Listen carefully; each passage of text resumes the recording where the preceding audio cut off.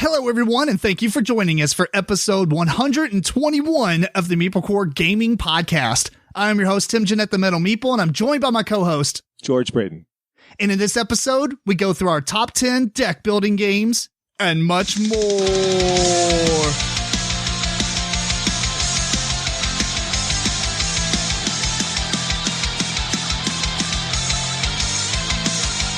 Alexa, ask a random question. Here's a question for you. What was your favorite toy growing up? Favorite toy growing up, George? Did you have a favorite toy? I don't know if this would count as a toy, but there was this thing called the Green Machine, and it was like a tricycle that was one of those plastic big wheels. You know what I'm talking about? Yeah. And it had like some kind of like two shifter thing. Like you could like slam the thing and it would like drift and turn in crazy ways. Oh, it was so much fun. That's cool. Yeah. That's a toy. I would count it. It's like a vehicle, really. That's a toy. Yeah. Yeah. Oh, I had a great time with that. I can't think of anything specific, I guess, although I had a couple of little action figures. You know, I had like these not really action figures, but it's like these little dudes that are on like a skateboard. Yeah. And they have like weapons or something, right? So this dude's on a skateboard and he has this like flaming whip above his head and he's just wearing like blue jeans with no shirt and he had like a Jason's mask on. That's an amazing level of talent. If you could be on a skateboard with a flaming whip. It was pretty crazy. But I don't know what it was. Like, I don't know, you know, yeah. They have these things called muscle men, which were really cool. I love the muscle men. Do you ever have any of those? No, I have no idea. Well, if you looked up muscle men, maybe it'll be like a nostalgia thing. Who knows? Right. Yeah. They're like unposable little rubber figures, kind of like little rubber dinosaurs, but they were just like wrestlers. Okay. Did you have a Stretch Armstrong? I did have a Stretch Armstrong. Those are amazing. Those were pretty cool. Yeah, that'd be my second choice probably. You know, if I looked at, you know, nostalgia for 90s kids or whatever, I'm probably going to find way cooler favorite toys, quote unquote. Yeah. Like I had this toy gun that would make, you know, 150 different sounds. You just dial it. It's like, pew, pew, pew, pew, pew. It looked like a alien weapon or something. It was kind of neat. That's awesome. Yeah. Did you have a creepy crawly maker? One of those like, it's like, it melted plastic down into bug shapes and then you peel them out. They'd be like these little plastic bugs. My little brother had that, but yeah, we made some things from that. Oh yeah, that was great. It's like the easy bake oven for boys, I guess. Pretty much. Yeah, for plastic. Okay, that has to be pretty high up there on the list too. There's a lot of cool toys from back then. There's a lot of cool toys now because of how much more intricate they are. Even as a parent, I'm like, this is awesome. I don't want to pull I wish I had this when I was a kid, but. Yeah. Maybe ask the intern what was the top selling toy from last year. Oh, you can ask it. Oh, intern Alexa, what was the top selling toy in 2020? If you would like to shop for toys, just ask me to find the kind of toys you want. That's not what we asked, intern. That's why you're an intern. Alexa, top toy of 2021. Are you looking for toy of 2021? Yes. A top search result for toy of 2021 on Amazon is Toy Story Calendar 2021. Mini That's not calendar a toy. with 16 months Alexa, and colorful posts. Stop. The kids are really into their calendars now. Right? Yeah. No, we're not even with toys anymore. Calendars were that. But yeah, I'm sure there's a ton of toys I can think of. I mean, obviously you can talk about Transformers or X-Men or Star Wars toys. And if you'd only just kept those, you'd be rich. I kept all mine. Oh, well, you're rich. Awesome. Yeah, I have all. If they're in the packaging and everything. So with my Star Wars, I have maybe 80 figures or so. Okay, that's a lot. It's a lot, yeah. And I've got maybe, I don't know, 7 or 8 vehicles. Not the original Star Wars, but the re-release stuff like late 90s.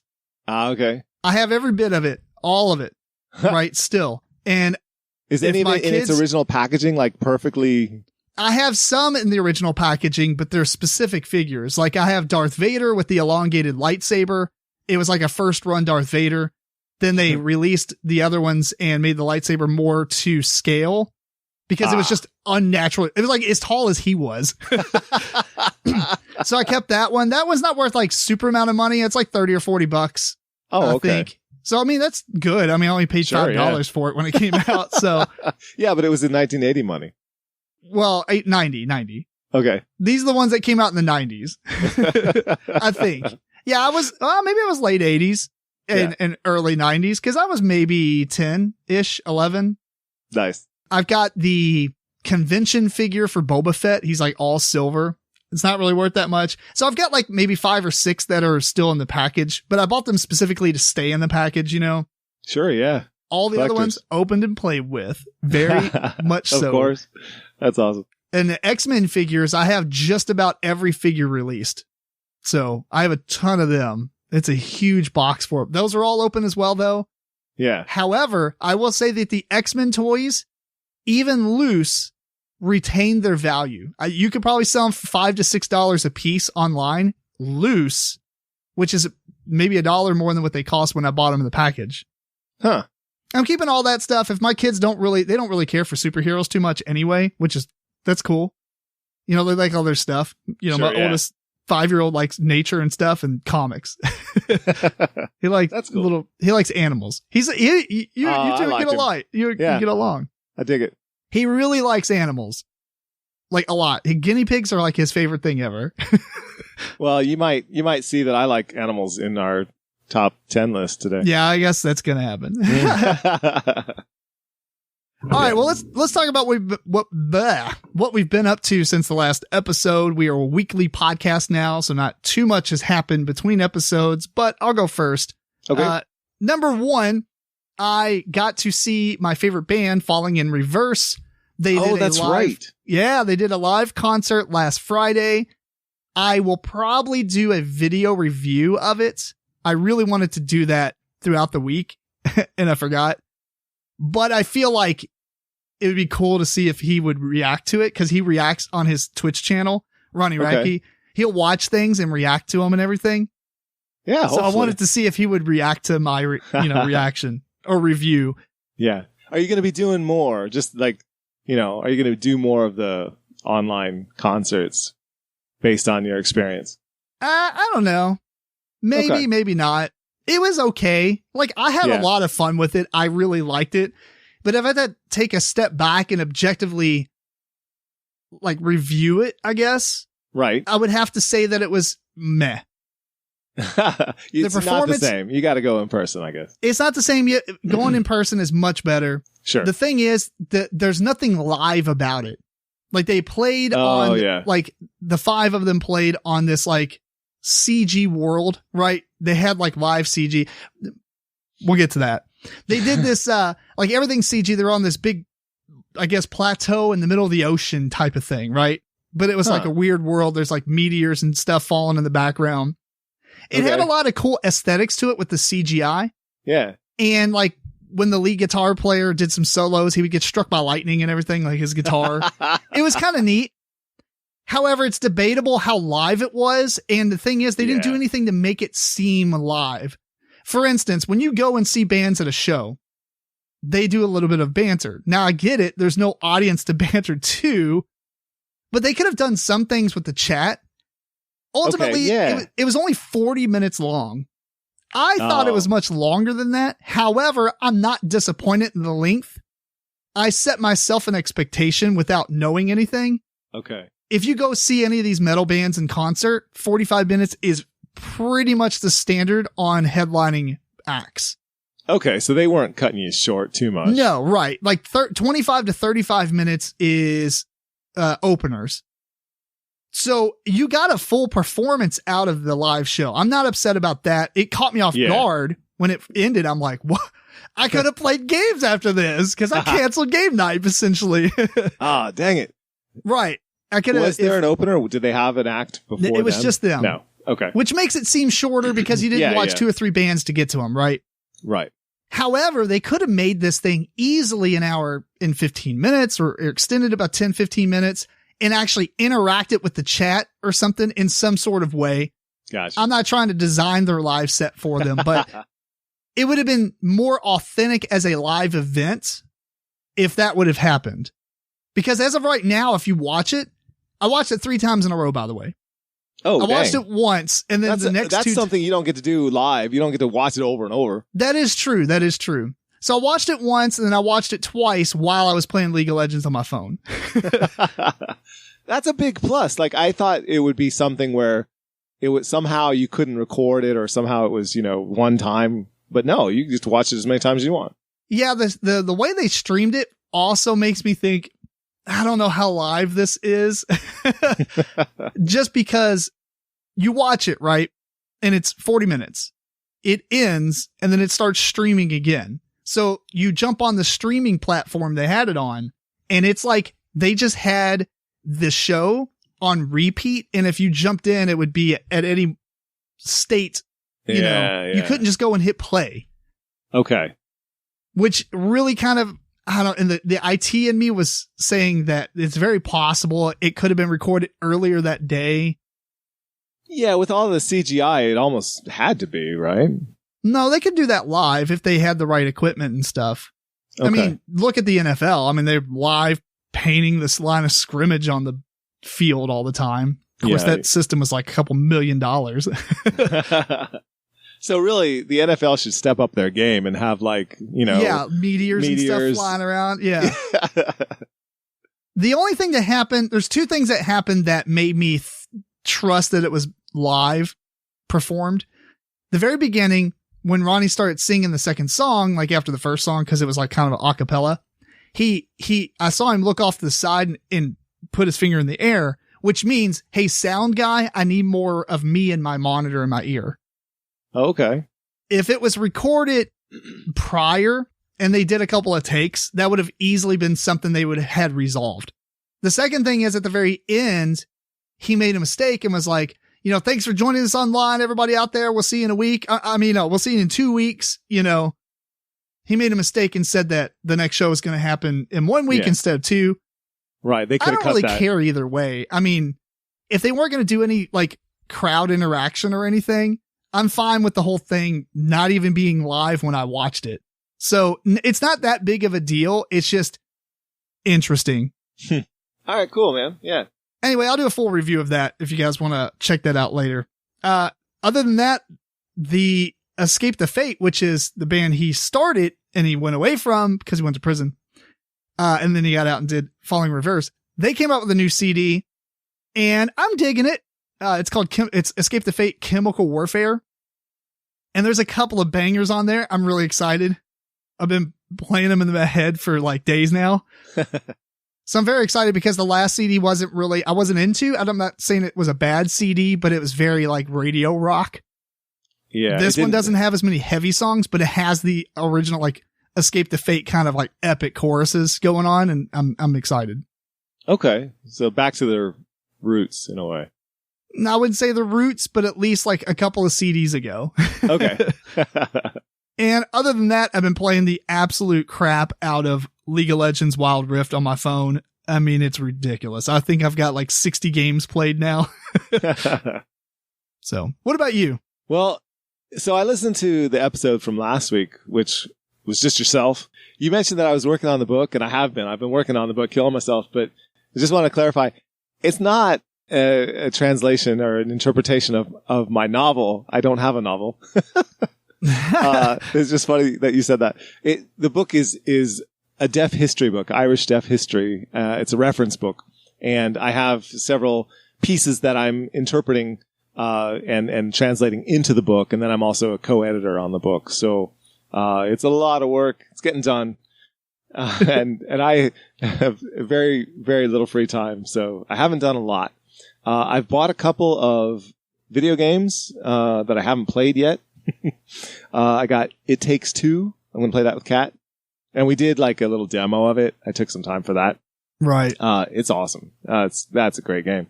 And it's going to be great. So we're looking forward to the rest of it. And then I bought FIFA 21. I love the FIFA games. And once I get the book done, then I'll be able to focus on that. But real quickly, I've already told you about this because I'm going to try not to. I'm not going. Yeah, I'll try not to rant. /rant. No. I'm going to keep this really short because we've already taken a lot of time on sort of our intro here. But this past weekend, there was an attempt by the biggest. Well, they want to say they're the biggest soccer teams, and 6 of them out of England. I would say maybe 3 of them are the biggest. Anyway, but 6 of them. And then 3 out of Spain, 3 out of Italy, all trying to form the Super League and pull themselves out of FIFA and UEFA and all that from the Champions League and make their own little closed group that they can keep all the money and not give back and not support all the leagues and all the history over 100 years that came before them. And I'm not going to go into a whole lot of detail, but I was disgusted. I would have been done with my team. I still think my team should be kicked out of the Premier League and sent down to the Championship. I think all those teams should, at least for a year. They should be massively punished for trying to Americanize the European model, which is based trying on to stage a coup. Yeah. They wanted to make it like, this is our closed little league, and it doesn't matter how you do, you're still in the league, and that's what we have here in America, where the Bengals can lose every single game. Doesn't matter. They're still going to be in the NFL next year. But over in Europe, it's a merit-based system. If you are at the bottom of your league, you're relegated to the league below. And the people who are at the top of the league below you, they are promoted up into your place. And that is the system that gives all the drama. It provides, meaning to every game. And you can have a team that is very tied into a community of supporters. And then that community team can work its way from the very bottom over years and years all the way to the top. And that whole community has gone there with it on that journey. And it's very meaningful. It's not a franchise where you just up sticks here in America and move to some other city and say, well, now we're playing for, Baltimore or whatever. We used to be in Oakland or wherever the we were. Oilers. Wait a minute. I don't even know. Who cares? I don't care. I don't follow it because I don't care. It doesn't mean anything. But this meant a whole lot to me. And they tried to do this. And it meant a whole lot to everyone else, all the fans. They hadn't consulted any fans or managers or players, nothing. Just the billionaire fat cats all got together and made this plan as if they aren't rich enough. And during a pandemic, they wanted to take all that money out from all these clubs below them that are hurting so badly when they're not hurting that badly. They've just overspent because of their ego. But at any rate, everyone rose up and stopped it. And I couldn't be happier. And I hope they never try it again. And I think the people who tried it, particularly the American owners like the Glazers, my team is Manchester United. I hope no one ever forgets this, and I hope that they are out. I hope they lost so much money in this process that they're so badly in debt that they have to sell the team. Take that. Soccer people. That's been my weekend. I've been consumed by this. I'm glad it's over. I'm hoping they never try it again. That's fair. You said one thing in there that I totally thought of a cool idea, and I looked it up, and it's not. There should be a game called Fat Cat, where there's a bunch of cats eating all the cheese. Cats don't eat cheese. Oh, what do they eat? I don't know. Fish. Eating all the fish. Eating all the cat food. And they're just over there. It's like the whole point of the game is to try to get as fat as possible. All right, we're going to work on this game.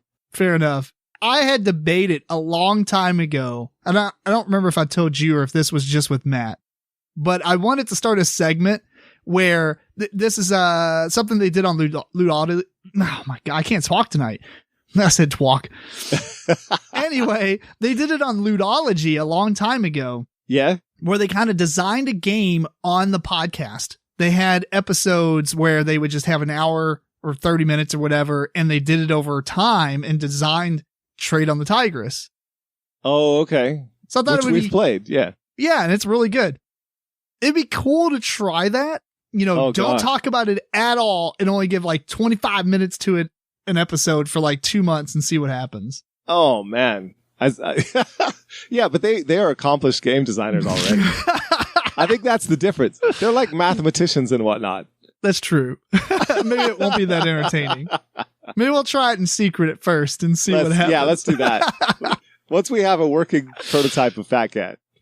There we go. All right. So anyway, that's been my weekend, mostly working on the book. And then I did want to mention this because I did get some games in the mail and I played one of them tonight after dinner.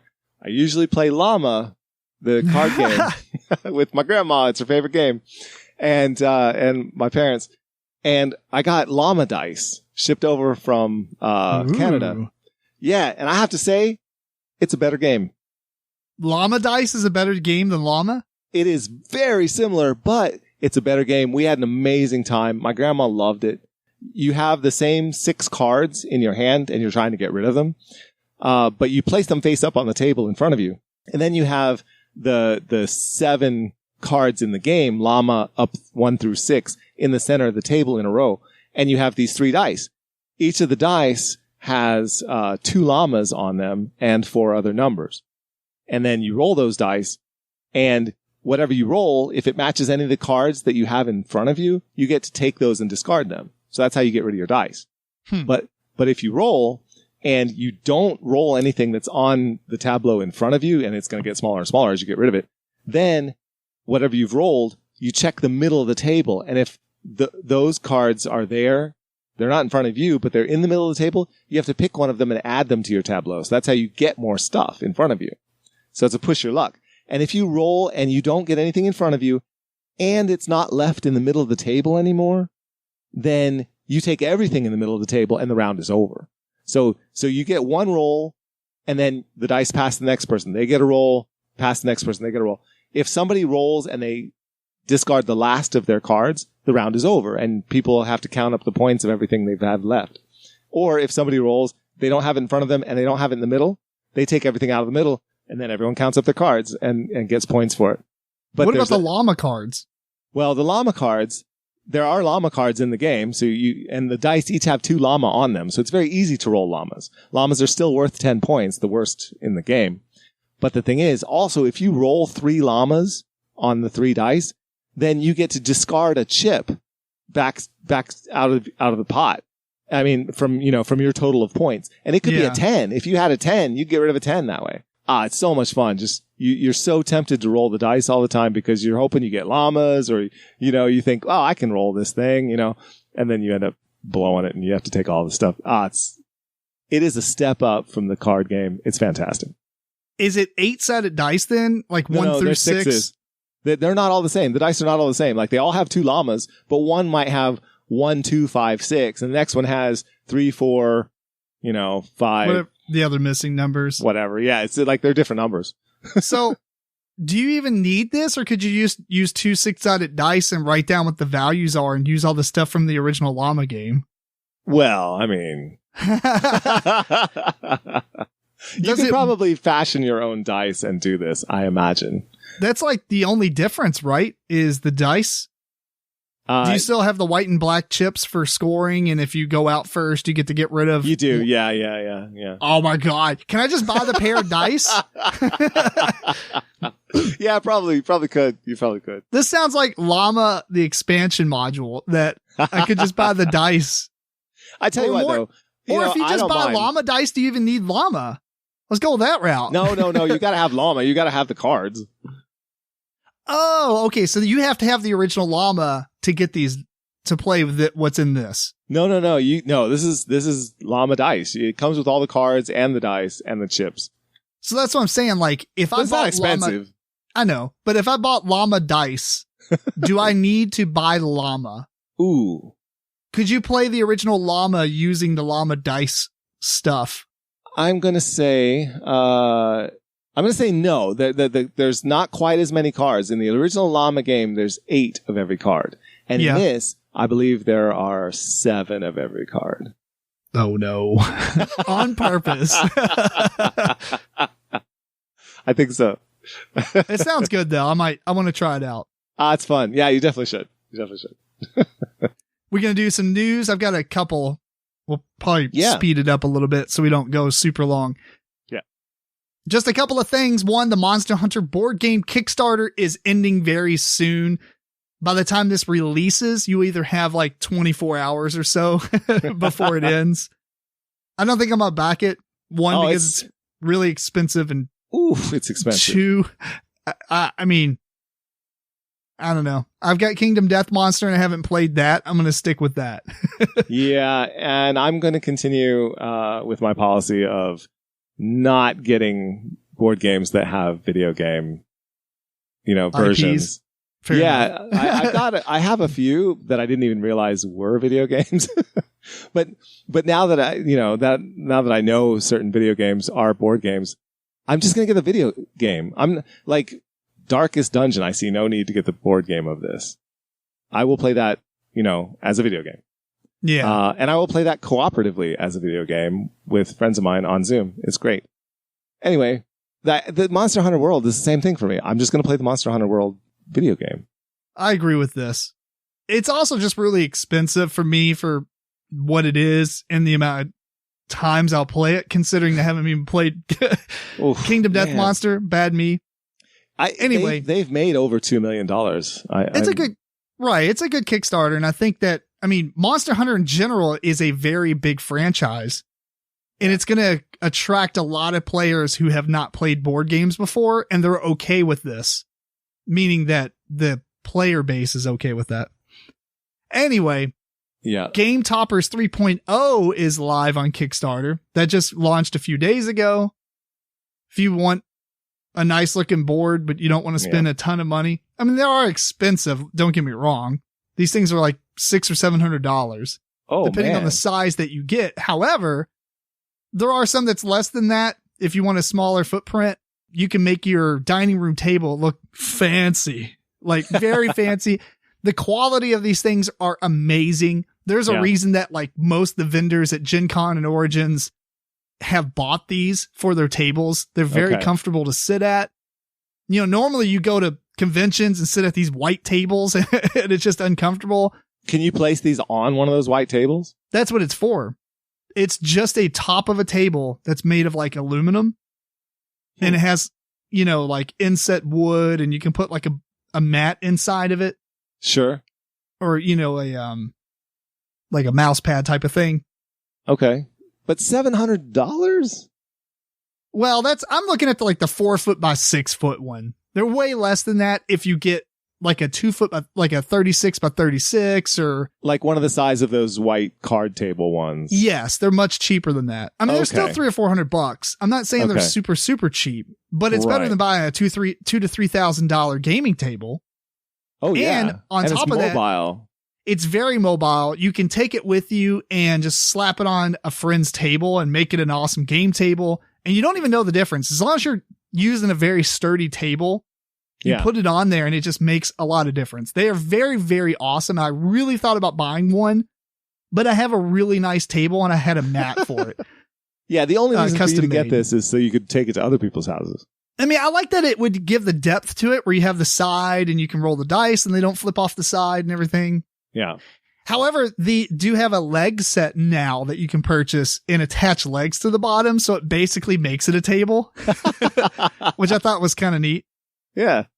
Either way, check it out. Berkey is a really cool guy. He has a great company. This is a great product. I'm not just saying it because I'm friends with him, but I'm telling you, it is quality stuff. I've played on dozens of them at this point through conventions or, just people. So yeah, very, very good stuff. Very cool. Last thing I've got is Epic Game Freebie Friday. Oh, too bad it's not Friday. It's actually on Thursdays, but it would have sounded way cooler. On Thursdays, Epic Games releases a couple of 1 or 2 or more games for free. This time they have Alien Isolation and Hand of Fate 2 that George got really excited about. I'm excited about this. So there's a reason to download the Epic Games launcher. It's like Steam, except they give you free games every Thursday. Fantastic. It's amazing. And they permanently add it to your library. It's not like you get them for so long. And they seem to be fairly often connected with board games, or at least recently. They have been recently, and I have a lot of games on there. Like Remnant is awesome. They had GTA 5 They had the For the King. All for free. Hand of Fate 2. Oh, man.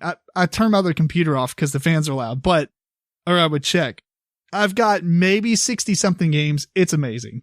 You didn't mention the Alien one before. What is the Alien one? You know the movie series Aliens? Yeah. It's set in that world. But is it like what kind of a game is it? I think it's like a first-person shooter, if I remember correctly. Nice. Okay. Yeah.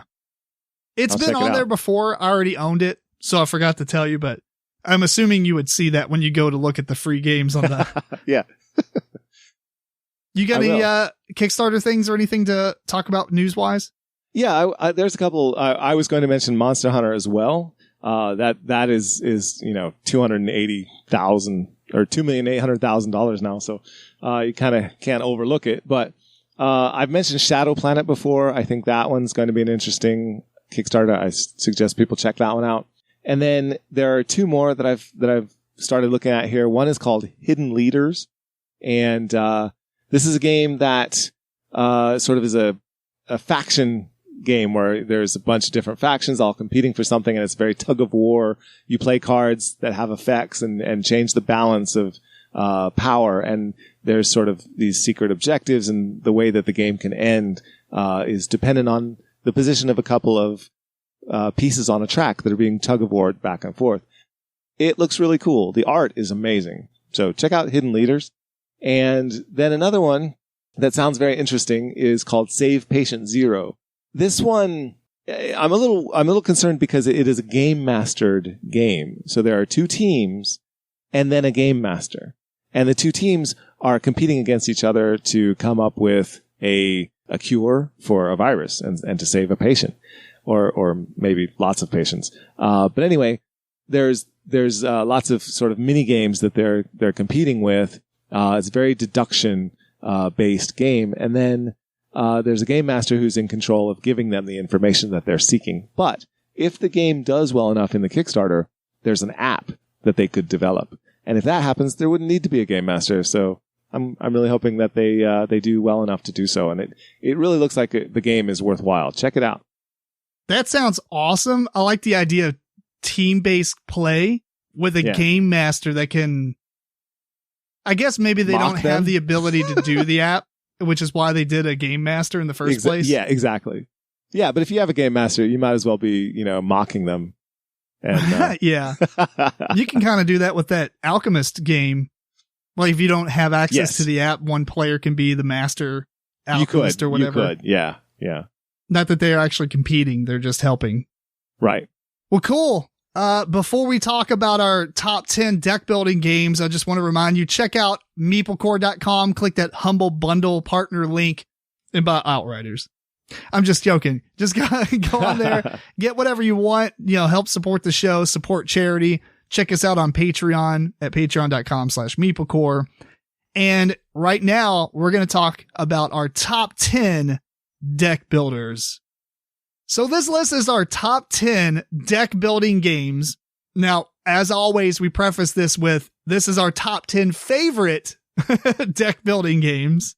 Yes. Because we're not trying to rank and file every single deck builder in order of how good it is or whatever.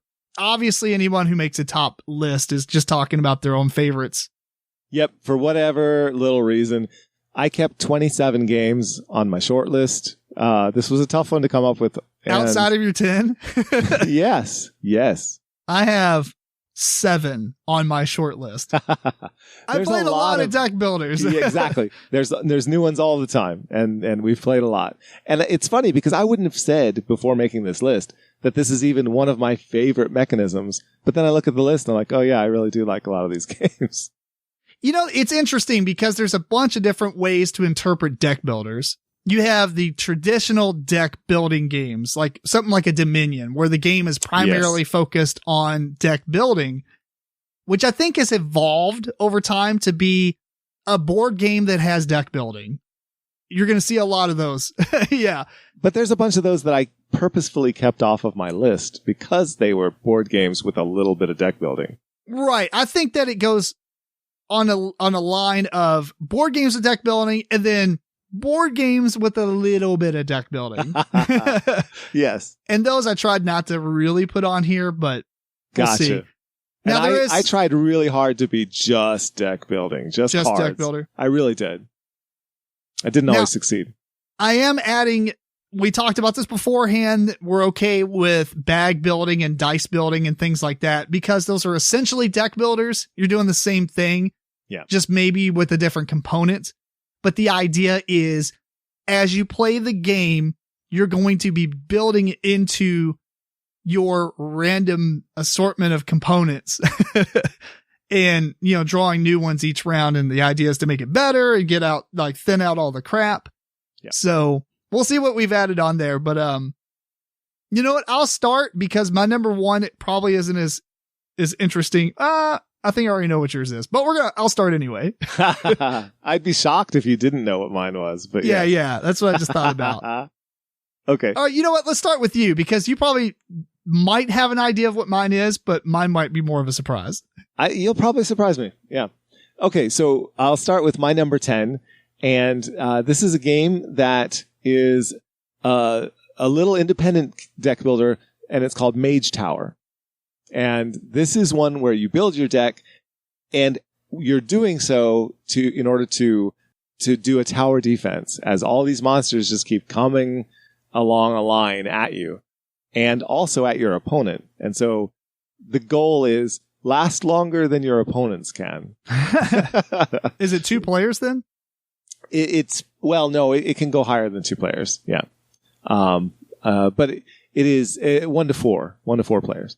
But I would say I've probably played it mostly at 2. Yeah. Gotcha. And it does have a cooperative mode as well. It has art that is all public domain. So it's all, sort of taken from famous paintings and just sort of slapped on these cards. And it's not the prettiest game, but it has some incredible variety in the cards. And you do this, draft to start out and you really do choose your own destiny with what you end up with in this draft. It's massive because there's 170 cards in the game.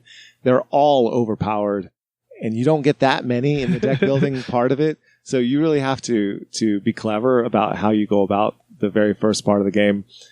And for all that, I just really enjoy this one. Yeah, it looks cool. Public domain art means you can produce the game cheap. That's exactly right. And this is just a guy who went on Kickstarter, made this game, and I have to give him mad props because he did a wonderful job. Awesome. My number 10 is probably the most traditional deck builder on here, and that's the Resident Evil deck building game. It is basically Dominion. Speaking of games based on computer games, though. Have you played this at all? I have, yeah. Okay. It's basically Dominion, like word for word, right? However, instead of like in Dominion where you're just getting those point cards and putting them into your deck, this game works a little bit different in which or at least the base game does.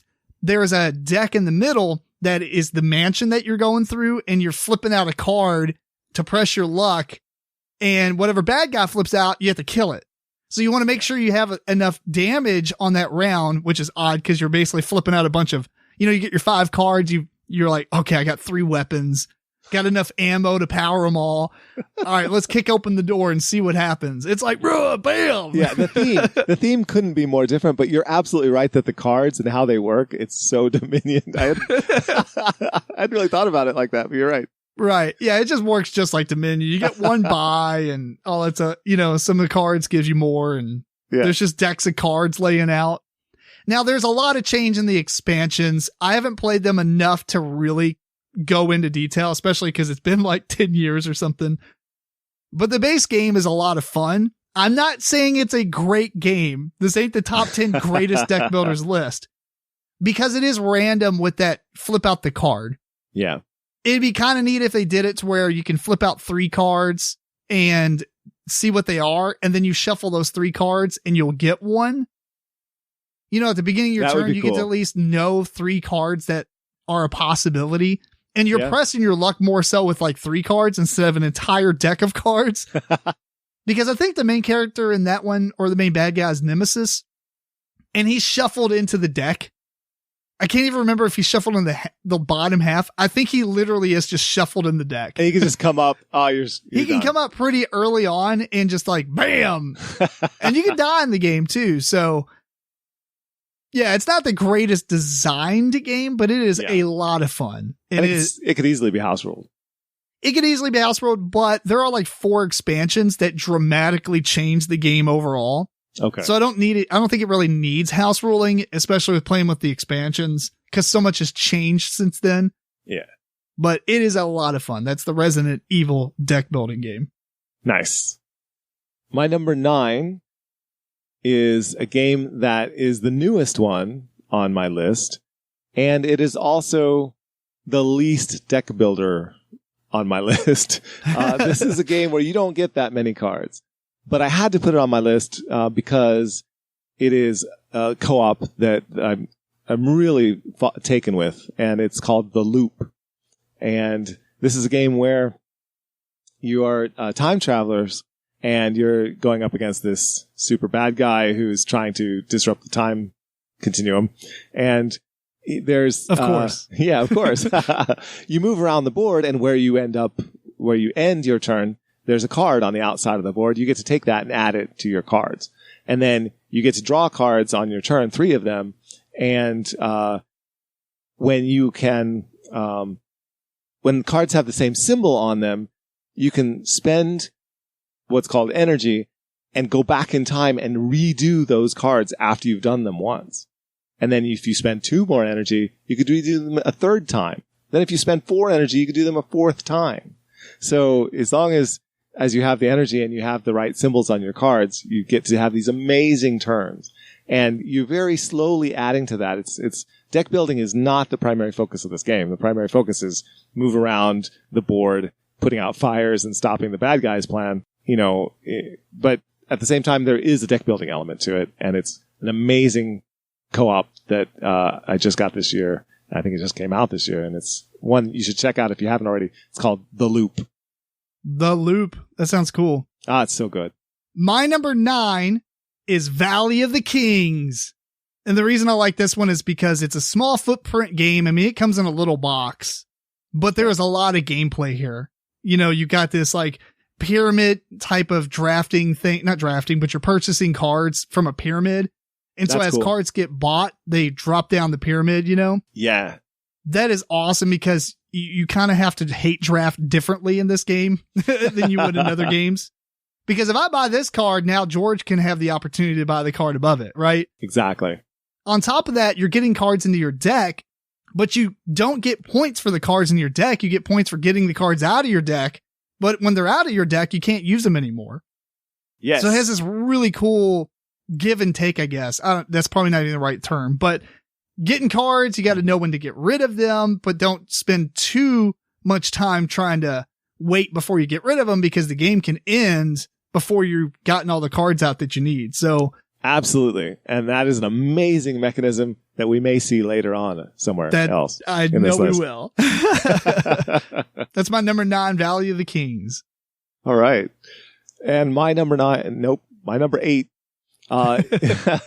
is a game that I can't remember if you and I had played this or if it was just Eric playing this one with us. But it was a game called Dire Wild. And we played this. I think that was Eric. Okay, I think it was Eric, yeah.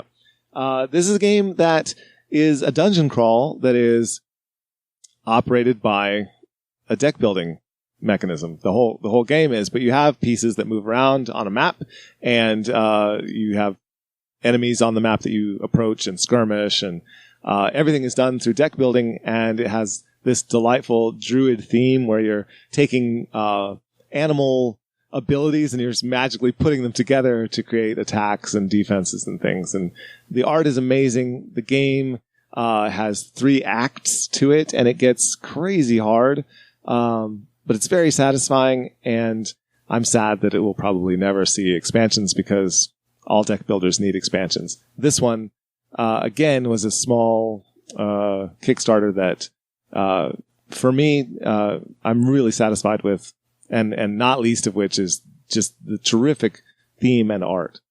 Yeah, I think I remember you talking about this one, and it seemed pretty good. Yeah, Yeah. You We'll have played to this at try it. O'Shea's with him, right? Yeah, I played this at O'Shea's with Right. Kat and Eric. Yeah. Yeah, it looked nice. Had a good That's- time. I will say that deck builders are probably the only thing when it comes out with an expansion, you're just like, that's cool. The more the merrier. Absolutely. And I hope this one, I don't know, could be resurrected somehow. It's just fantastic, but I don't see it. Ironically, my number 8 doesn't need an expansion. Oh, really? Yeah, and that's a game called Xenon Profiteer. Okay. So in Xenon Profiteer, or at least in most deck building games, the idea is you get a lot of good cards and you filter out the bad ones through some kind of mechanism to purge your cards, right? Or to destroy them or to remove them from your deck. Xenon Profiteer is all about that. You have all these different elements that make up what are you making? Xenon? I Yes. guess. Yeah. The elements to make up Xenon, whatever the chemical makeup are, each card represents a different chemical compound or whatever. And you need a packet to create Xenon, I guess, or you're creating air. Man, I like the game. I don't remember the. Maybe you're using Xenon to take impurities out of the air and purify the environment. I don't know. I've not played the game, and I'm not an expert on this stuff.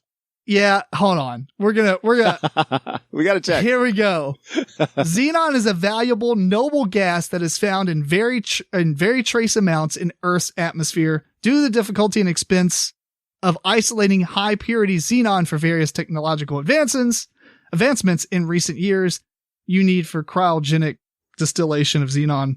Blah blah blah. That didn't really tell us much. No, it sounds like you're just trying to take Xenon out of the air. Well, the point is, in the game, you have to have like these certain amount of cards. It's been a while since I played it, but you have to have like one of this card, two of this card, or something like that. And one of these is Xenon. And the idea is when you get rid of a packet of this stuff, you get to keep the Xenon as points or whatever. And you also get these other cards that you can kind of add on. They're not like contracts, or there might be buildings or something. I don't remember the actual name of them. And, you can use those as like special powers. And so a lot of the deck building is like getting more packets of the different elements to put in your deck so that you can then hopefully get a packet and like discard all the cards but the Xenon. Okay. It is a tremendously good game that I feel like was overlooked for some reason. This is 2015. Do you think maybe the theme? I'm not saying the theme is very exciting on face value, but when you're playing the game, it makes a lot of sense with what you're trying to do. Sure. Yeah. Yeah. I don't mean that they didn't apply the theme well. I just mean that theme doesn't draw people in. No. And you need myself included. I've never played this one, and that's probably the reason why. I can't see what the cards are now. Man, I wish I would have looked this up before I talked about it. Anyway, there's like you need a nitrogen, oxygen, whatever KR is, and then xenon, which is XE. Right. I'm asleep. I think you need like 2 of one of them and 1 of the other 3. I'm just kidding. What is it? I said I'm asleep already. No, they're not very exciting. Yeah. No. It's not something that's going to draw in a lot of people, but I'm not opposed to learning chemistry and applying it in new ways. So better living. But yeah, they could have, I don't know, done the same thing with animals in some way. The back of the box has the perfect 1 paragraph. In Xenon Profiteer, you take control of a state-of-the-art air separation facility and isolate valuable xenon to make a profit. That's the whole game. That sounds exciting. Yeah. But my point is, if you like deck building in the aspect of trying to thin your deck out, yeah, this is a game that does it very well. They took that entire clever mechanism and made an entire game out of it. Very cool. Very good game. I'd like to try it at some point. I'd like it to be rethemed. It can't. There's no way. Okay. I mean, I guess you could, but if you play the game, it is very strong on the theme. Ironically. Okay. Even though it's not a theme you care anything about, ironically, the whole theme makes a lot of sense. Okay. Because you are kind of like sitting there at a chemist. Picture like a chemist and you're clicking things and adding things and yeah, spraying out like a specific chemical outside of what what air compound was in there. I'm not a chemist or whatever this thing is. So all right. Either way, check out Xenon Profiteer. We're going to play it and we'll come back and I look forward to it. Tell everybody what you think. All right, cool. All right, my next one, which is, I guess, number 7, is going to be Epic Resort. And this is one that did just get an expansion, but I haven't played it because COVID. Is this Floodgate? Floodgate Games, yes. And it is, I guess we could have been naming who made these games, as I could have been. It's Ben Harkins. That's all right. Okay. People can look it up. Okay, that's true. Look it up, people. This is one where the theme is just fun for me because it's a resort where these like dungeon crawling kind of heroes are going to have a vacation now that they've gone out and they've gotten all their loot or whatever. And now they're done. But while they're there, they want to have certain kinds of attractions at this resort that's going to appeal to them depending on what kind of character they are. And then these monsters that they've brutalized as they've gone out and got their treasures, they don't want these guys to have a nice, relaxing vacation. So they're going to attack, it's a fun theme. It's deck building where you get all kinds of different helpers to help you run your resort. And now there's an expansion that has villains and corruption involved. And I haven't had a chance to really look into that yet, but the base game was a whole lot of fun. And I think that when I finally do get a chance, this is one I'm going to go to pretty early on when we get groups together again. Fair enough. I've been wanting to play this one. I like most of the Floodgate games that I have played, so this was one that I haven't gotten to. I like it quite a lot. Yeah. The art is fantastic. It's almost kind of a Disney style of art and everything. Right. And that's sort of a theme for me as far as deck builders go. I guess deck builders are so similar to me that I really get attracted to the art more so than the gameplay. That's fair. For me, I get attracted to that one element that sets it apart. Yeah. Which I think has to happen in deck builders now. Otherwise, you're just Dominion or Ascension. Yeah, this one is a bit more complicated than the others on my list. The others are sort of more traditional deck builders with just cards. And this one is more of a board game with a strong deck building element to it. That's fair. Yeah, there's more to it. That's good. My number 7 is a game I mostly played with 2 players. That's a key for George to chime in here in a minute. And this is Shards of Infinity. So Shards of Infinity is a deck builder, kind of like Ascension, where you have some cards out in the middle of the row that you can purchase. It does have a cool aspect to it where there's mercenaries. You can buy them and put them in your deck, or you actually can pay whatever it is, the resource, to activate them immediately. And I don't think they go into your deck at that point. They just happen immediately and then go onto the discard. And that's a really cool element because maybe you have some extra money or whatever, but you don't want to buy more cards to thicken your deck. So you can actually just activate those mercenaries in the middle. That's a cool aspect. And then there's these gems that you can get to spend on mastery points. And some of your cards actually, if you have so many mastery points, they get better and better. And eventually, if you get too many mastery points, you play that card and you immediately kill everybody and win the game. That's one of the ways you can win. Okay. But it's a phenomenal deck builder and it's so small. You know what? Ironically, I have a lot of small little deck builders on my list. Yeah. And there's some really cool expansions that I have not gotten yet. And I really, really want to. Yeah. You have so much to look forward to then. Oh, there's 2 expansions and they kind of add some different things, like in the Relics of the Future Relics of the Future expansion. There's a 3-player player mode known as Bloodbath. And any damage goes to both opponents rather than just one. Oh, that's funny. This is why the game is primarily a 2-player game, because like in Star Realms and stuff, you can choose who you attack. And it's just better with one player because then it's a really competitive thing instead of just pick on somebody. Yeah, I hate that. Yeah. And that one also adds like team stuff. And then the other expansion, which I think is called Shadows of Salvation, actually has, I think it has a cooperative mode, if I remember correctly. Yeah, it has a co-op mode. You would like that. Ooh, yeah. It has a battle book with branching stories. That's very cool. So I'm looking forward to trying those out. But as it is, I have played this quite a bit. I played with it with really just one other person at my work. We play it on lunch for weeks. Oh, it's good to have a lunch game. Yeah. Yeah, really good. It's a good lunch game. It's about 30 minutes, 25 if you've played it a bunch. Okay. Yeah, perfect. So that is my number 7, Shards of Infinity. Well, you mentioned it was a 2-player game, and I'm just going to chime in real quick here with the 2-player game that's a deck builder that I've really been enjoying lately, which is T for 2. And this is a game where you you have a Alice in Wonderland theme, you have your deck, and your opponent has their deck, and then you flip cards off the top, just like War. That's how simple it is. But here's the thing. The card that you flip out and the card that they flip out, you compare the numbers, and yes, the higher card wins. But the difference in the value is what you have to spend to get more cards in your deck and get other cards in your deck that have abilities. That's interesting. It's really an interesting way. It's not just like, oh, I flip this stuff out and it has this much income. It's like, no, it's part of the battle that gets you your income. And it swings back and forth in these crazy ways. And it's really fun, really nice playtime, great components. Yeah, simple and just a blast. The reason I laughed is because there's this, my kids like to listen to this song that's like, there's T for 2 and 2 for T. That's right. And it's just the name. Yeah. Oh man, I've heard it a million times and just I immediately thought of that. It's funny as a parent, I'm rocking out in my car, and then when the kid's in there, I'm like rocking out the little kid songs.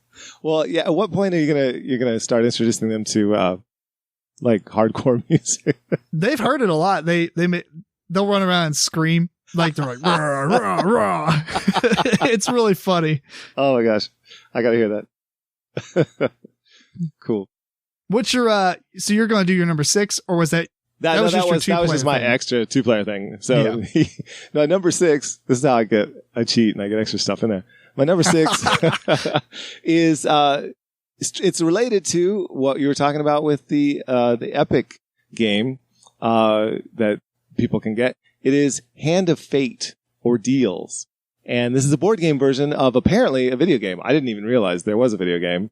And I just got the board game, which is a deck builder that has a map that you move around on with other people in your party.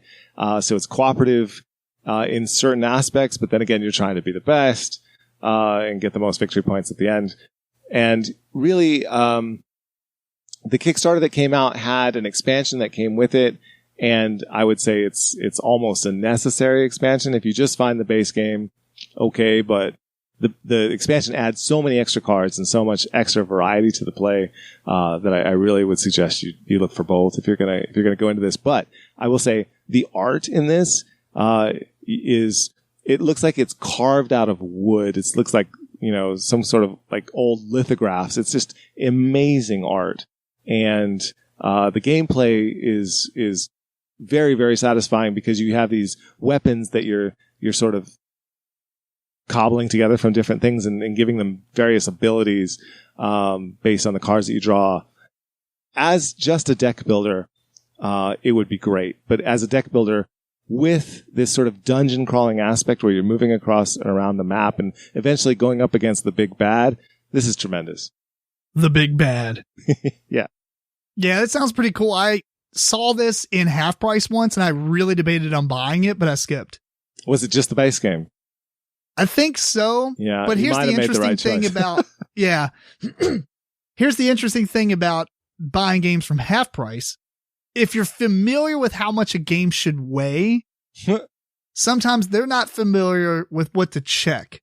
Oh. Like I've bought some games that have, like, for instance, I bought Hero Realms, which I haven't played yet. I think it might have made this list, but we'll see. So I will say that ahead of time. Okay. Hero Realms had like 3 or 4 expansions in it because it's just packs of cards you open and throw in there. And you don't have a separate rule book that says, oh, blah, blah, blah expansion to alert the person that there's expansions. Yeah. So you got a bonus then. I got a bonus. Yeah. And on top of that, like I bought Nightfall, which is a deck builder, and the entire thing was sleeved with white premium sleeves. which, Wow.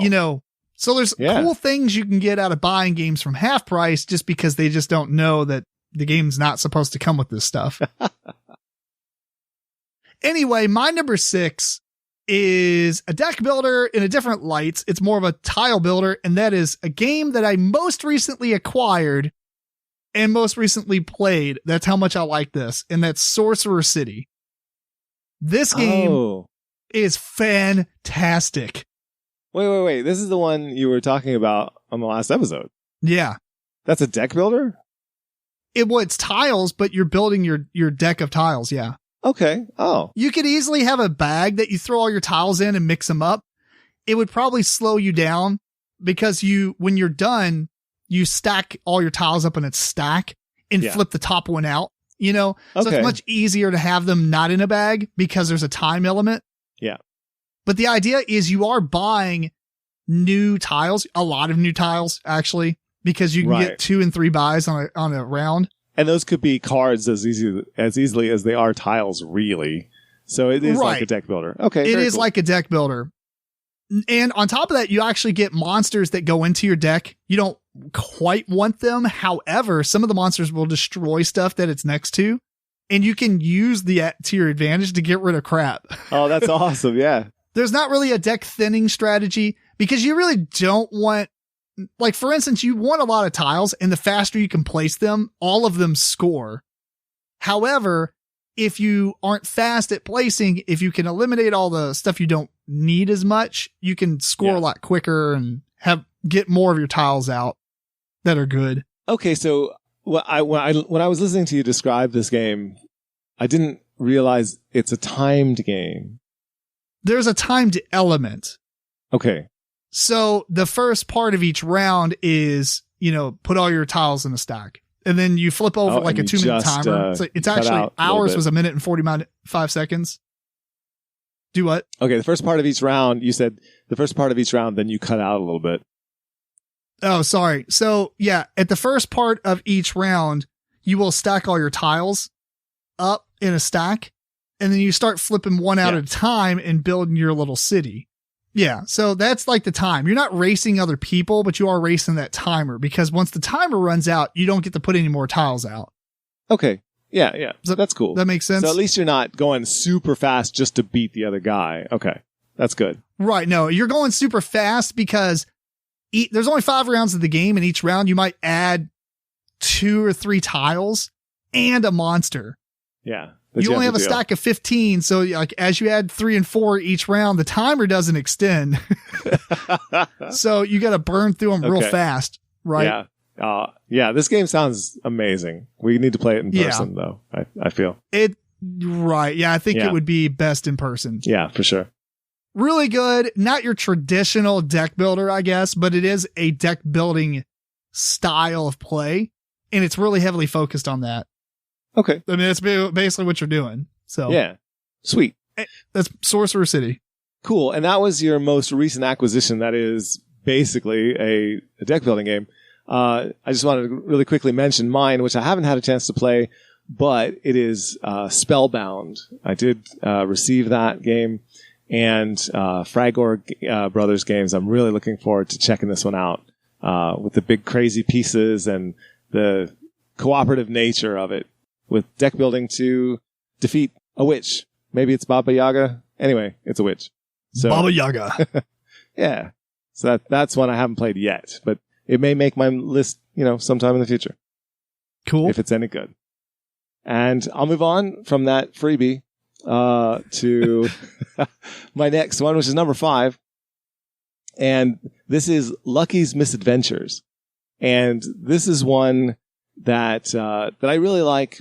Again, because of the art. That's just constant for me. But this one as well is a deck building game where there are 3 conditions that can be met, in which case you win the game immediately. It doesn't happen very often, but I really like having that possibility there. That small little threat. Yeah, it's a threat and it's a thrill if you can get it to work. And it's not just I'm creating this deck building engine that I'm going to grind out and get more points than you. And I'm better at that than you are, so you have no chance. There is a chance. There is always a chance for the other players in the game. And for that reason, this one is always going to be high on my list, I think. That's cool. That reminds me, this is actually more of a video game thing, but there's a fighting game called Guilty Gear. Yeah. It's like a 2D animated fighting game, like Mortal Kombat style fighting game or Street Fighter. Okay, cool. If you do a Hadouken, right, which is like a quarter turn on the analog stick plus a button, yeah, your guy will hit the other person and it'll be like this black flash and stuff. And then the other person has to do the same combination, which is just the same thing every time, like quarter turn that same button. Okay. To defend against it. And if they don't, you instantly kill them. It is the easiest thing to pull off and the easiest thing to defend against. But if you catch them off guard where they're like, just playing around, bam, cool, instant kill. It's amazing. So that's a video game that has that kind of element. Yeah. Really awesome. Good game. My number 5 is the only other game that doesn't have cards. I mean, it has cards, but not like deck building with cards. Okay. And that's Quarriors. Oh my gosh. The Quarriors. Have you played this? I have. This is probably the first deck builder I ever owned. Oh, it's so good. Man, I own everything for this. It's so fun. It is. It's basically a bag building system. Game. Yeah. It's similar. Dice. You put dice in a bag. Right. It's a dice building game. If you've never played it or you've played like Dice Masters uses this quasi the same exact thing, right? Yeah, this is like the OG Dice Masters. Yeah. And you just simply there's cards out on the table that have so many dice per card, right? Which just like in Dominion, instead of having a stack of cards, there's just one card that has the 5 dice on it. And as you buy these dice, they go in your bag. On your turn, you draw somebody out and you roll them. You get monsters. And what's cool about it is, number 1, your monsters attack every other player's monsters at the same time. So you're like, I'm attacking with 8 strength. And you apply the damage to your guys how you want, I guess. I can't remember now. Or if it's like in a line. And they die. And they'll go back in your bag. But the ones that survive between when you summon them in your next turn, they make you points. And it's the first player to get so many points based on the player count. Yeah, it's really like the good game. Honor of staying alive through the whole round. Yeah, basically. He's like, I'm still here. It's good stuff. It is a fun game. And there's so many variants with the little monsters and cards. Those dice are used in so many different ways based on what cards you put out. It's really good. Right. Yeah. Because there's like 3 copies of each one and you kind of randomly shuffle all the cards and then flip out so many, like 8 or 9 or something. Yeah. And is that the sort of the same thing that Dice Masters does? It uses the same dice, but then just changes the cards. Like the overall experience is kind of the same, but the difference is it's one-on-one. There might be like a team mode or something, but it is a competitive like game like Magic. The difference is you will bring the guys you want to bring, plus you bring 2 neutral cards to go in the middle. So your opponent brings those neutral cards too, and you can kind of both buy from all 4 of those cards. Okay. That part's kind of neat. Do you own a lot of that game or? Yeah, I own, I don't know, like 250 dice or something like that. Oh, wow. Okay. For Dice Masters. Yeah. At the start of the show, we were talking and you said that you had the X-Men figures and everything. You were really into that, back in the day. But I don't think I've ever heard you talking about like superhero board games. Do you know what I mean? Right. No, that's true. I'm not much into superhero board games, actually, which is really weird because I do like superheroes. Yeah, because there's one that the game sounds like it's really good, but I don't care about Marvel superheroes whatsoever. So like this Marvel United game is supposed to be like a really good co-op. And I have no interest. I have no interest because of the theme, unfortunately. But the co-op is supposed to be really good. It's getting a lot of hype. I really thought about reading it for the next game nights. I think you might like it because it's co-op, at least. Exactly. Yeah. So I'm really kind of torn on this one. But we'll see. Yeah. We'll talk about that in a little bit. All right. Very cool. What's your number 4? My number 4 is a combination. I'm going to put 2 together on my number 4. And you'll see why in a second. They are Paperback combo. and hardback. Oh, paperback and hardback. So the same game. Well, they're not the same game, but they're very, very close. Let's face it. Yeah. It's deck building with letters in order to form words. And depending on the day, this could be my number one because I love this. And when I want a word game, this is my go-to. All they needed to do is put animal artwork on here, and this game would have skyrocketed to his number one. That's right. Then you have to spell words like related to like conservation and saving animals. Anyway. Yeah. But no, this is a game where purely through deck building, you have to get the letters that you need to make the words that you want to get the best scores. And so you have to be good at deck building and good at spelling words. And it's an amazing challenge because not only can you play it competitively, you can play these cooperative modes too and help each other out and sort of give letters back and forth and decide like who needs this letter or that letter. And it just becomes this great exercise. I love it. Yeah, I really liked paperback when we played it. I debated on purchasing that one because I think my wife might like it. Yeah. But we'll see. If she likes word games. Yeah. She's into words. She's into words. All right, cool. My number 4 is Tyrants of the Underdark. This game is fantastic. Man, it is so good. It has a strong deck building aspect to it, but also a strong conflict of a board game going on. Yes. Where you're trying to advance into these different areas and take control of them. And it has a very area control feel to it. It's very tight area control. Very tight. There's these locations that will give you points if you hold on to them. There's also other locations that you just take over area control wise for the end of the game scoring. But overall, the deck builder works the same way. I mean, you're buying cards and making this big deck of cards. And then just like in Valley of the Kings, you can, I can't remember what it's called. Like, I don't know, and make your guy like the next rank or whatever, but you take them out of your deck and put them under this other token that they will score extra points for. Because they're worth points being in your deck, but if you upgrade them or enhance them or whatever, it removes them from your deck and you get extra points for them because they have 2 different point values on the card. Yep. Everything about this game is fantastic except for the color scheme. It's a bunch of blues, grays, and blacks, and it just looks kind of mushy, and dark. I'm going to say the art is not its strong point, but also the theme itself is not its strong point. Nah, I mean, if you know the Underdark lore, you're probably going to be more excited. Like if you like Dungeons and Dragons and stuff. You really have to like Dungeons and Dragons. Yeah. You would really have to like it. And at that point, you're really just excited to see some of your favorite characters on the cards and like the names that you recognize. That's hard for me to imagine, but yeah, the theme is just kind of there. It could be really any theme at this point. The theme absolutely turned me off, and I didn't play this game for such a long time.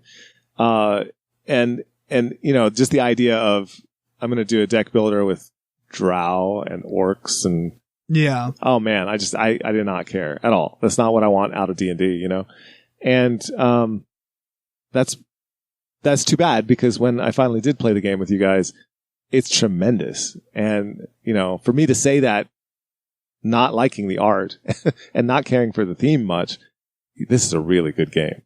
It is a very good game. I think Gale Force 9 started off thinking they needed IPs for their games. Yeah, well, clearly.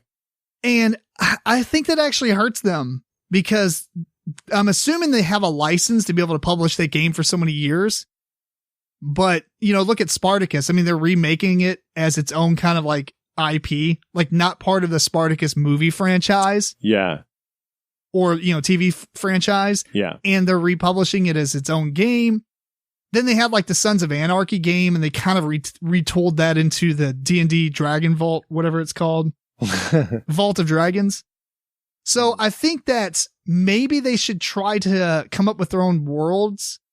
Absolutely. If this was something, because they make good games, we know that they've established the point that they make good games. Yeah. I don't think they need to keep making good games with TV IPs and stuff anymore. Yeah, if they would retheme this game, I would immediately buy it. Right. And they could retheme this with all kinds of stuff, man. Oh yeah, absolutely. The game. If they wanted fantastic. to go with an IP still, they could retheme it with, I always go to Game of Thrones, but I mean they could. Oh my God, I would buy it immediately. Yeah. Yeah. Oh, that'd be the best. Anyway, that's my number 4, Tyrants of the Underdark. That's a great choice. My number 3 is Shadow Rift. And this is one that I've talked about before. It is a game where you have monsters coming into a town and damaging it, and also targeting specific townspeople. The townspeople are in a deck that you can buy more people in, and there are these travelers that you can coerce, I guess, into joining this town, even though it's under attack. But they all have abilities. All these characters have abilities, and the monsters come and actually seek out certain characters to kill. So it has this feeling that it's a living system. It's not just, I'm comparing my points to your points.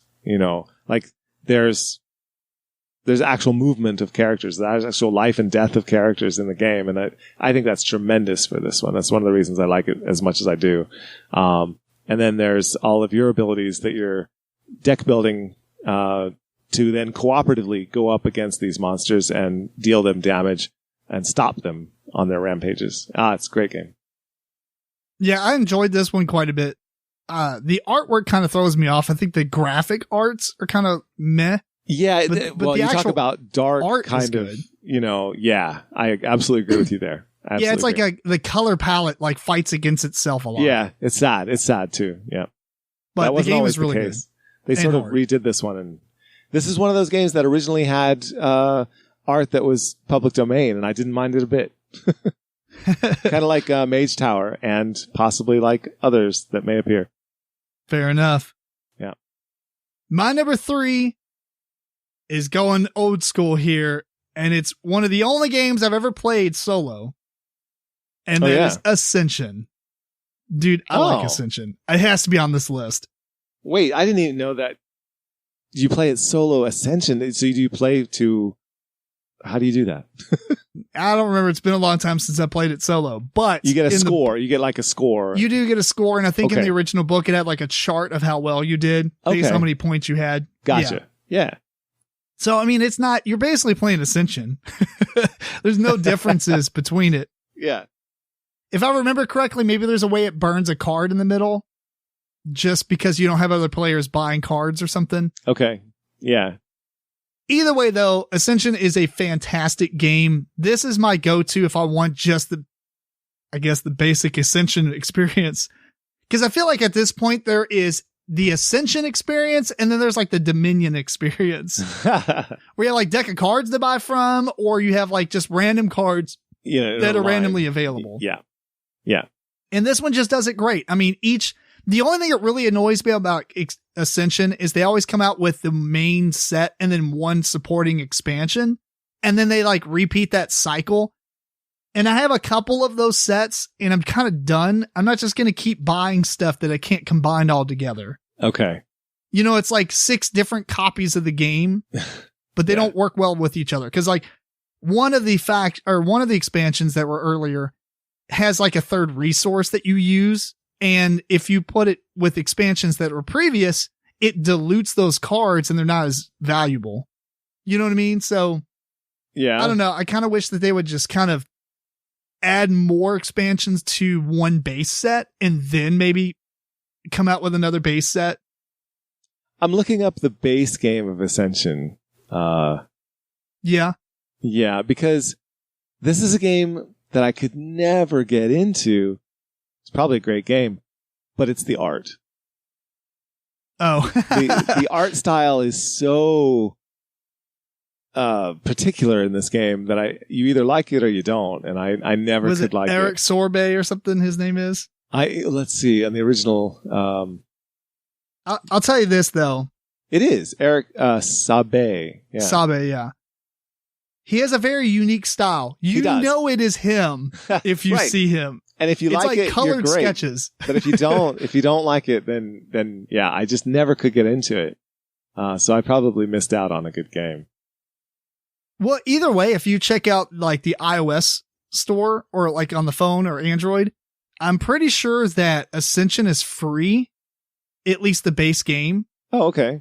And then it's a couple of dollars for each expansion or something. And it's just a direct port.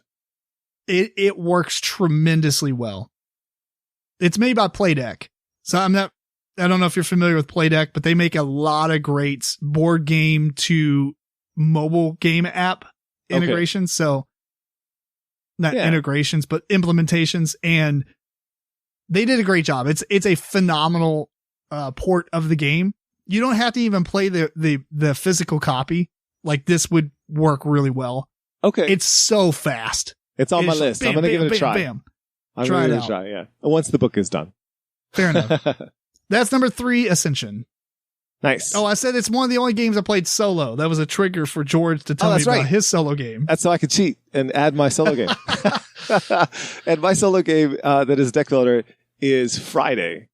I didn't even know that was a deck builder. It is. It is specifically a solo game, and it is a deck builder. You have to buy these cards, and you're trying to stay alive, and you're trying to make yourself strong enough on this deserted island, because by the end of the game, these pirates attack, and you have to be ready for that. You're going to win or you're going to die. And or you won't even make it to the pirates, because you could just die just being on the island. So I love that theme. I love Robinson Crusoe, the game itself, and just the theme itself. And this is a very clever... You don't say. Yeah. Very clever, quick implementation of that theme in a solo deck builder by Friedman Freeze. And he's a great designer. He has some very clever things that he does with cards, and this is no exception whatsoever. That's pretty cool. Yeah. All right, so what's your number 2? Oh, my number 2 is... Hang on. Gotta find the picture. Fantastica. This is a game that I have always adored. Not everyone probably agrees with this, but... Dude, I would have to play this again, but I remember hating the crap out of it. It's been a long time. I called it Fancrapica, or what do I call it?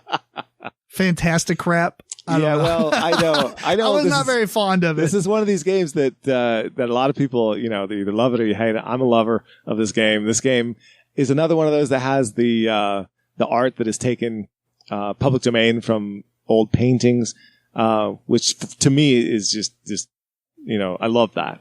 And this game has so many different small expansions and variations in the way that you can play it, that you can really customize it to exactly the kind of experience that you want.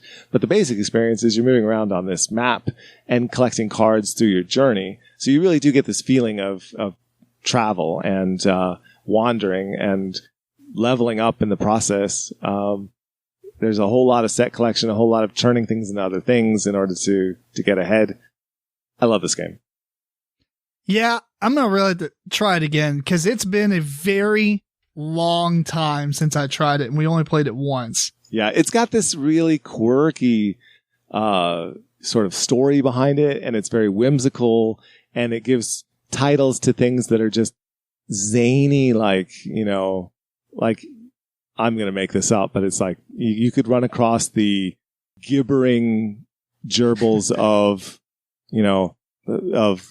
Fern Swan, Fern, who knows? I don't know. I can't even make this stuff up. But it's like this crazy, like titles and characters that you come across. You have to be accepting that. You have to be into that. It Silliness. Has a very silly premise. Yeah. I looked it up. I played it in 2016. Yeah. Well, we should try it again. Fair enough. Because it could just be that I'm quirky in this way, that I really do get on well with this game. I just really enjoy it. Cool. My number 2 is a newer game that I played a couple of times, and I think it's going to be high on a lot of people's list at this point, and that is Lost Ruins of Arnak. Oh, yeah. This is fantastic, man. I mean, it's a little bit lighter on the deck building aspect, but it is very, for sure, a strong thing you need to be doing, right? Yeah. Yeah. In the context of a much larger, deeper game. Yeah. Right. The one thing I really like about this and what's unique to this game is the way that when you purchase cards, they go in such a manner where they go on the bottom of your draw deck. And then when you shuffle the cards that you've played, then those go on the bottom of your draw deck, meaning that the next card you're going to draw is what's left in your deck, then the cards that you had purchased, then the cards that you had discarded from the previous round. So you never have like a discard pile. You just have this like draw deck that is stacked in a certain way. Yep. That is so cool. Makes it really, really, really neat. And I love everything that's going on. You know, outside of like the deck building aspect of it, also the other thing that's really good is all the cards are dual use because you're either using them as the movement icons or you're using it as the ability that it has, which makes a lot of options different, you know, or challenging to be like, oh, I don't want to spend this card for that. I want to spend it on here. Yeah. And then you have like all the stuff that's going on the main board. But as far as the deck building aspect, that's what's really cool about it. And there's a lot of cards to purchase. You're not going to make your deck as thick as you would in something like Ascension, but you are going to get enough cards throughout the game to where at the end you are going to have a very unique like engine kind of, I guess. Yeah, in a way. This is, just tremendous game. Butter smooth. Really good. It's very good. And I like the fact that you take turns, unlike deck builders where you're just playing everything in your hands, you take turns playing one card. Like maybe you don't even play a card. Maybe you assign a guy to the board or whatever. Either way, if you're playing cards, most of them will require a full action. Some of the cards you can burn for a free action, but it usually just gives you a lower amount of stuff, like maybe a gold or whatever. Yeah, and you keep playing until you can't anymore. Yeah. Yes. So it has variable player turns, I guess, because when I'm done, I have to wait for everybody else to pass. And then once everybody's passed, then that round's done. Yep. So good. Very good game. Yep. That was my number 2. Your number 2. I think I just figured out what your number 1 is. Oh, we'll see. I'll let you guess when we get there. But what's your honorable mention? Do you have any of those? Oh, that's right. Honorable mention. Oh, I do. I do actually. And the reason it's an honorable mention on my list is simply because I don't actually own this game. And it's the only one on my list that I don't. But I may own it at some point. But I have been hoping for years and years that they would retheme this game. Uh-oh. Or this is why he doesn't own it. This is why I don't own it. And and it is, let me just say, one of the best deck building games out there. And I have had a great time playing this on other people's copies. It is called Baseball Highlights 2045. I like this game. An amazing deck building game. It's so quick to play. The various games that you play and going through the innings and everything, it flows super, super well. And it makes so much sense, like season to season or whatever it is, when you buy more cards into your team. Okay. All that is fantastic. And as a baseball game, I'm not even into baseball. It's really good. So I wish. It was a good choice making it futuristic though. No, it was not. No. That's why I don't want this game. It's dumb. It doesn't make sense to me. It's better than paying all the license fees for real baseball players. Well, no, they should have done that if they wanted to. Yeah. Oh man, it bugs me. It bugs me that, there's like these goofy robots involved in the game and you're still playing baseball with people against cyborgs, against actual robots. That is true. I wish it was just all robots and like humanity's dead. There's no more humans. And it's just robots playing baseball. Yeah, that would be better. Yes, that would actually fully be better. Autonomous robots. What do they choose to do? Play baseball. That would be amazing. Because maybe they found an old VHS tape of like the rules being explained. Right. Yeah. They're like, we could do this. Oh, that's awesome. If that was the new theme, I would go for it. Yeah. Or just all people. One or the other. But mixing it together, I didn't like it. That's true. I would agree with that. I'm not a big fan of the fact that it has real people and robots all at the same time. Yeah. And this is a game, my dad loves baseball. I would love to play this game with my dad. He's not going to go for robots. He's going to want real baseball players. He's old school. Yep. Yeah. And if they would just do that, they could reach more people like that, I think. Very good game though. Yeah. Very, very good. Wish I could play with him. Did you have any other honorable mentions, or was that it? Let's see. Honorable mention. Oh, this isn't necessarily an honorable mention, but I just one that I want to throw out there because it's a very, very clever game, and it's a deck building game. It's For the Crown, and this is an abstract where you're playing cards and playing chess. So you have to deck build, and you get points for the deck building by getting cards into your hand, and you use the cards to get pieces to put on the chessboard. So when you do that, you take them out of your hand and make them into pieces. You can win one way or the other, but you have to be good at both, right? You could focus on just the deck building and try to win that way, but somebody who's better than you at chess is going to, dominate you there. And if you're really good at chess, okay, that's great, but this person could just deck build you, into oblivion. It's great that it mixes the two together in such a nice fashion. For the Crown. Yeah, that looks pretty cool. I'm going to check that one out. Yeah, if you like chess and you like deck building, this is your game. I have 2 honorable mentions. One that probably shouldn't be on the list at all, so I added it as an honorable mention, and that's the Blood Bowl Team Manager card game. The reason is because it has deck building, but it's so little. You get star players and they go in your deck, but you get so little of those. At that point, is it really even a building of your own deck? You know what I mean?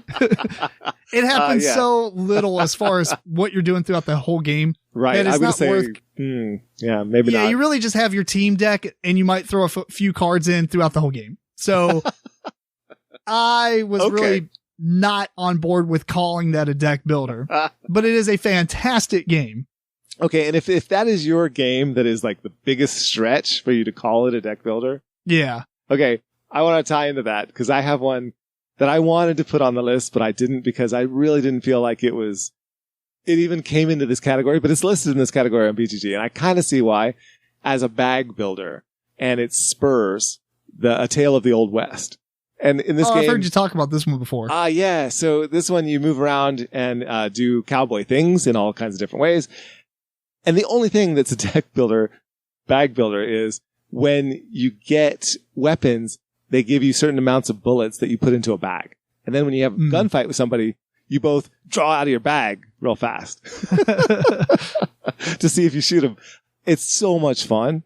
And this game blows Western legends out of the water. Like, that is a poor, shots fired, pale comparison to this. This is by far the superior game. But I don't know that I can really call that in good faith bag building as a main thing. Yeah.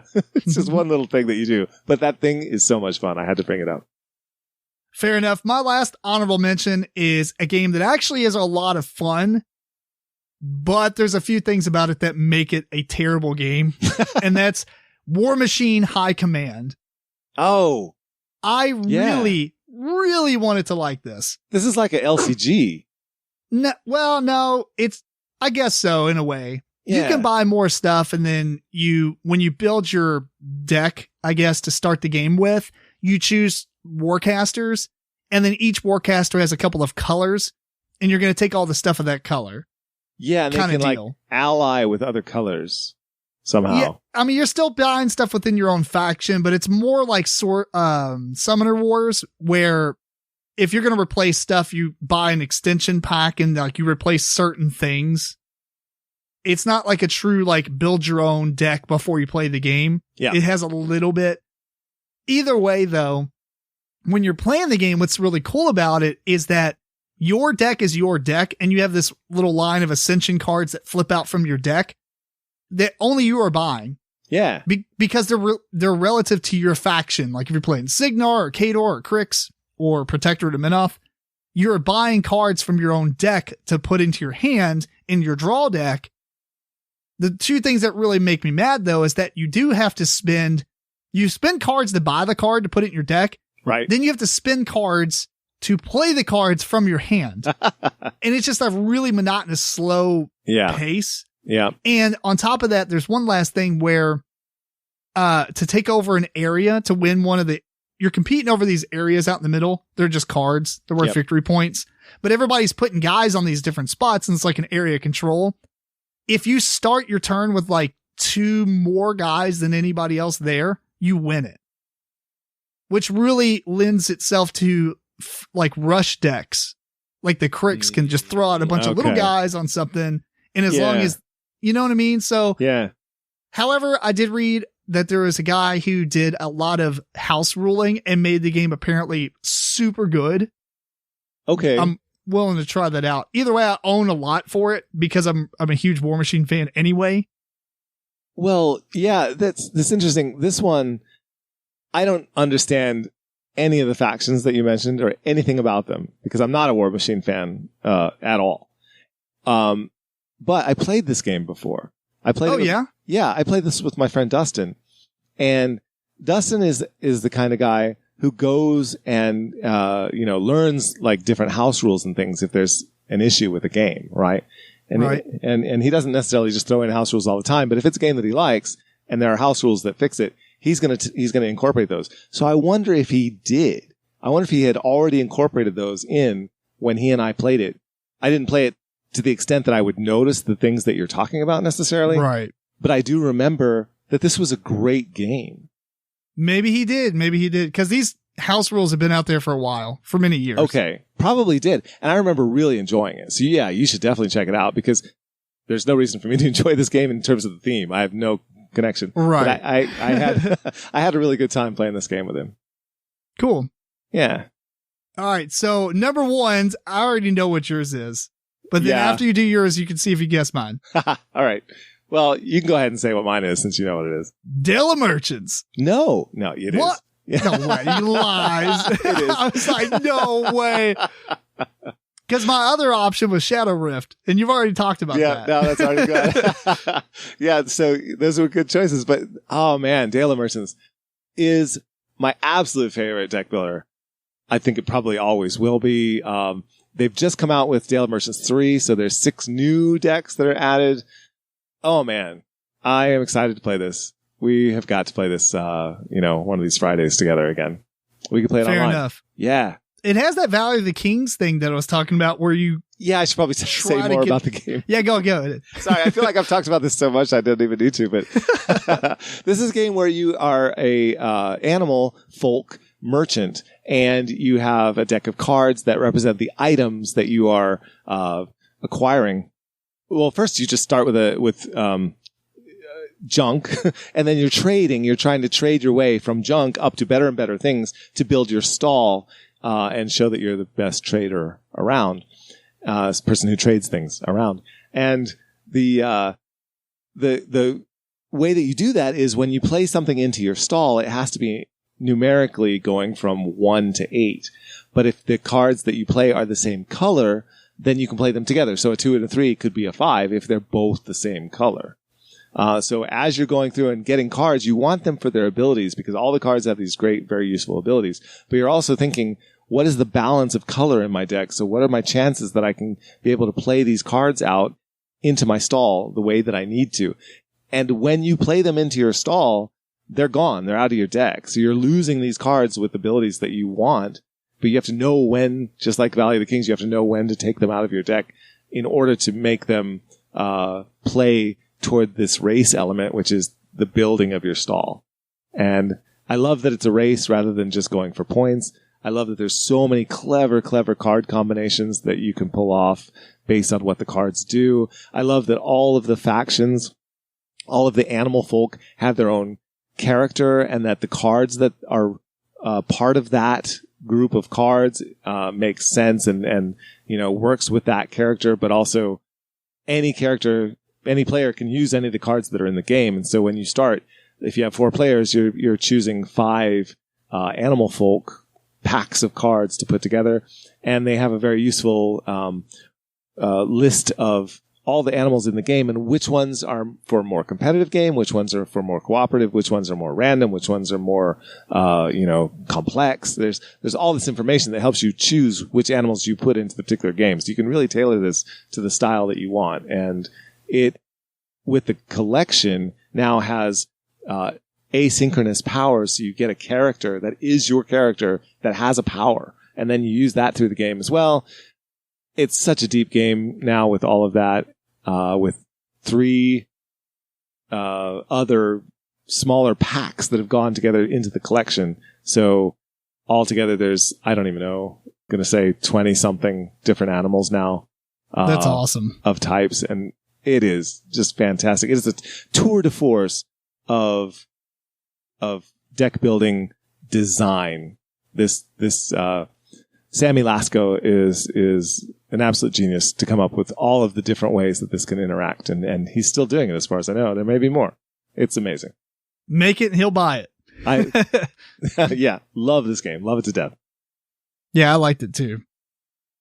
And I've I'm only going to played guess it yours. once though. I'm going to guess your number one. Do it. All right. Your number one is Ikayon. No. Ha! Although I saw it on the list, I don't remember it even having deck building it at all. I don't either. Does it have bag building? I don't even know. I saw it on the list too, and I thought was like, you've got to pick it. Why is it on there? Okay, I was thinking that too. Yeah. Right. No, if it had deck building, it would probably be on this list. But no. All right. Okay. Here's my second guess. Do it. And this one should have been on my list. It hurts me that it wasn't on my list. So throw this one in at any number. Not correct. Go ahead. Okay. Lewis and Clark. You know, interestingly enough, I didn't think about that one being a board game or a deck builder. Well, apparently I didn't either because I only thought of it now.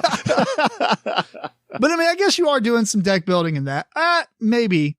Because you always have access to all your cards. So I guess maybe it's not really a deck builder. Oh, you know what? You might be right. That could be a difference, yeah. But you do add cards in. You do. However, I went with Mage Knight the board game. Oh, I should have thought that. Oh. I'll tell you this, man. Out of all these deck builders, you've kind of mentioned one earlier, but this game specifically, every card you add to your deck is major. It's crucial, yeah. It is so crucial. All your cards are crucial. Every card has multiple uses, and you're just like trying to figure out all of what you can do. And that is what I think makes a great deck builder, because games like Ascension are fun, but there's not a lot of like combo of cards. I mean, that you have to think about. Right. That's just like, I'm going to play them and all this stuff happens. Yeah. I like the idea of having an order of play. You know, just because there's a card out there and you play another card, not everything should be like, oh, when this activates and blah, blah, blah. It's just kind of like, I'm not a big fan of deck builders where on your turn, you just plop all your cards onto the table and start counting points. Right. Yeah. It plays itself. Yes. Right. I like deck builders who are like, all right, I'm going to play this card and try to draw 2 new cards and see what happens. They didn't get what I needed. Okay. I'm going to try this and do this. Yeah. If you have to make that decision, I do this to get those 2 cards, or should I use this for this other thing? Right. Yeah. Mage Knight I don't typically think of it as a deck builder because it's such an adventure game where you're moving around trying to do stuff. But man, it is such a deck builder because it has those wound cards, just like in every other game that you get those negative cards like Lost Ruins of Arnak and stuff. You don't want those. They clog up your deck. Tremendously bad for you. You get new cards, and every single card you add to your deck is just like unlocks all these different combos. It is such a tremendous game. Yeah. It's really long, so it's so complicated. It is a lot of rules. Lot of rules, but it is really a rewarding experience. Okay. I should have thought of that one for you, yeah. That's my number 1. Awesome. And that's it. That's our top 10 deck builders. Okay, look. Clank probably should have been in my number 10. Yeah. But I really wanted to put Resident Evil on this list because it would probably be in my top 15. It is such a fun game. And we're talking about fun favorite deck builders. Yeah, we're just going with what we want to play. Yeah. Right. I like Clank a lot. And the other game that I had on this list and I really thought about it and I was like, man, this game is tremendous, but it's not because of the deck building. And that was Moonrakers. Yep. The deck building is garbage. Like, I mean, you just get more symbols that you throw in your deck. Right. But it's integral to the game, right? Because the fun part about it is all that negotiation. So the deck building is kind of like secondary. So I don't really consider it a deck building game. I consider it a negotiation game with deck building. Okay, mostly, yeah. But it does have a lot of deck building, yeah. And that does have a lot of deck building, but it's just so basic. You know, you get like 5 different icons of cards. You know, not all these, because the deck building that has the powers, I guess you get the guys. Yeah, but the powers, like you say, they're not that, you know, you don't combo that much. Yeah. Right. It's mostly those ship parts that you put onto your board that really make you unique. And it's a good one. Absolutely. Yeah. You know, we had talked for a moment when we were starting this out, before we started the podcast, we were saying, okay, so some of these, we're choosing things that are just sort of, you know, quirky games that we happen to like. And, you know, if we were going just like with the people's choice kind of thing, there'd be a lot of things on here that, you know, okay, maybe, you know, Dune Imperium and that kind of thing. But, right. And things that, are they really deck builders, you know, or bag builders, whatever. But, so, and I asked you, did you have one that was on your list that was like the lowest ranked? You know, which one on your list would probably have come in at the lowest spot, and yet, you know, I'd have to guess Resident Evil, the deck builder. Yeah, it's pretty low. It's pretty low. Or no. The actual lowest ranked one was War Machine High Command, because as a game rules is written, it's kind of bad. Okay, I got you. Yeah, I wonder. I didn't actually check mine now that I've asked you, but I didn't check mine for what was actually on my list. I just went ahead and picked another game that I actually enjoy, but it's super low. And it's, what is it? It's Moby Dick, the card game, or Moby Dick or the card game. It is, it's a deck called builder. Moby Dick or the card game. It's called Moby Dick or the card game because Moby Dick is called Moby Dick or the White Whale. Okay. So yeah, Moby Dick or the card game. And it has all kinds of flaws. The oil doesn't, you know, the economy of oil in this game needs to be fixed, but there are variants where people have fixed it. And given that, the game, if you can run across it, it's definitely worthwhile if you're a fan of the book at all, because it absolutely follows the book, even to the point where at the end of the game, you're not going to win. Moby Dick is going to win. Ahab is doomed the whole time. And in the game, so are you. You can't win the game? I mean, there's technically a way to do it, but if you're playing by rules as written, no. Oh, wow. Pretty much, yeah. All right, well, fair enough. We're going to wrap this one up. Yep. We want to thank you for tuning into episode 121 of the MeepleCore Gaming Podcast. This episode was recorded on April 22nd, 2021. Send questions and comments to MeepleCore@gmail.com. Follow MeepleCore on Twitter, Facebook, Instagram, all the social media places. And until next time, this is Tim Jennette, the Metal Meeple. George Breden. Keep on rocking and rolling dice.